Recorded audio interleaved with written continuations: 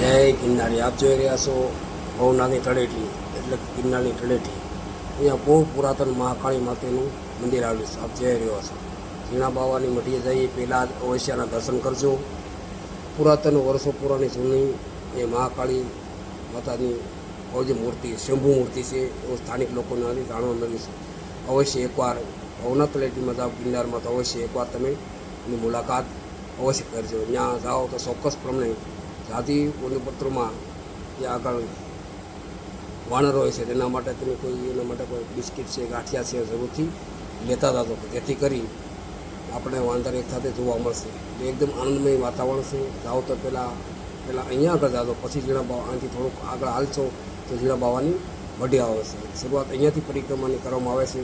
તો ચોક્કસપણે તમે ગિરનારની તળેટી ભવનાથમાંથી જાઓ તો પહેલાં મહાકાળી માનું ભવ્ય મંદિર, જૂની બહુ પુરાણી જૂની મૂર્તિ છે, એની ચોક્કસપણે તમે દર્શન કરજો અને લાવો લેજો અનેરો. અહીંયા જે વાનર સેના છે એ કંઈ પણ તમને રજાડ કરતી નથી, ઉલટાનું આપણને મજા આવે છે. જાઓ તો ચોક્કસ પ્રમાણે એના માટે કોઈ ગાંઠિયા છે, બિસ્કિટ છે, ફળ ફોલાદી છે, આવું તમે ચોક્કસ પ્રમાણે લેતા જાઓ તો ઓર મજા આવે છે. અસંખ્ય પ્રમાણની અંદર અહીંયા આગળ શંભુ વાંદરા તમને જોવા મળશે.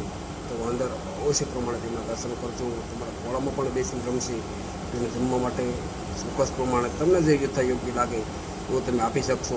અહીંયાના જે વાનર છે કોઈ પણ જે જાણતા નથી, તો ચોક્કસ પ્રમાણે તમે એની મુલાકાત કરજો. ભવનાથની તળેટીમાં મહાકાળીમાનું મંદિર ભવ્યથી ભવ્ય આગળ આવેલું છે. ભાવિક ભક્તો અહીંથી પગપાળા આવી અને માતાજીને ધજા પણ ચડાવે છે. એ પણ આપણે જોયેલ છે. જય મહાકાળી, જય ભવાની, જય